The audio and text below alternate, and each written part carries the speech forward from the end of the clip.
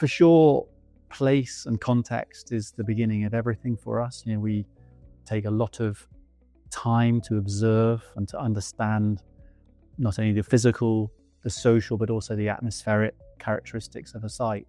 That's not just historic architecture, that's the place as you find it.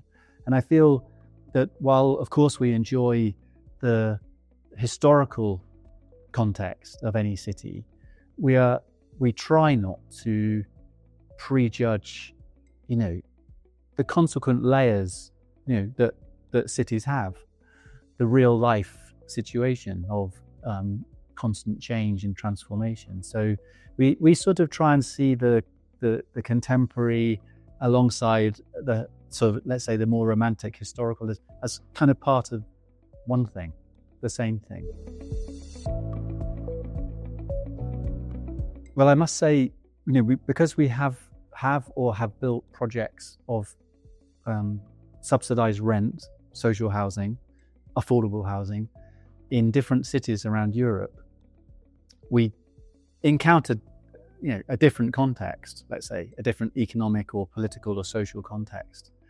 But I do think there are certain consistencies.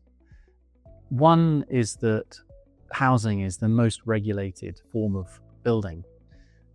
It's codified, it's heavily regulated, and that comes from a good place, well-intentioned, but it also brings quite a lot of limits. Standards tend to bring standardization, and I think that's a bit of a problem. It's a way of dealing with the lowest common denominator. But if you're looking for experimentation and change and evolution and a response to now, then too much regulation, too many standards become problematic. They become like a limit to possibilities. So I think it's clear. You need standards, you need regulations, but how can you find let's say, the loophole through those when it's appropriate? And I think, so therefore, the regulatory framework is a limit, even though it's intentionally a good thing. I believe that I suppose my view in 20 years' time is that the architects are already needing to think differently, and will be thinking so differently at that time. I think circularity, the reuse of existing fabric, all these things that actually really challenge regulations now, because most building regulations are not set for existing buildings. They're built for new buildings, environmental standards, etc. I think that will change, because the imperative to build less and to work more with what exists will force regulations into being more flexible. And I think that's going to be interesting, because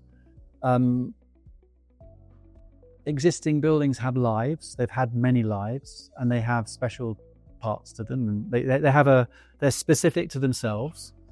And I think that could create a lot of interesting opportunities. In the end, we do need to build. We do need to make a lot of housing. And by not building anything, we're not going to achieve that. So I think the message to a young architect is to be optimistic and to deliver, to deliver good living places and spaces. And they will be very different to the living spaces that my generation made, I hope, because let's hope it is. We need change. We need, when as a teacher myself, I ask my students, what is the future going to be like? Don't look at my work. What is your work going to be like? Because it's you're in the position of dictating that and influencing it. And I think finally, just about that message to young people is, I believe at the root of what we do, our discipline, is empathy, the need for empathy.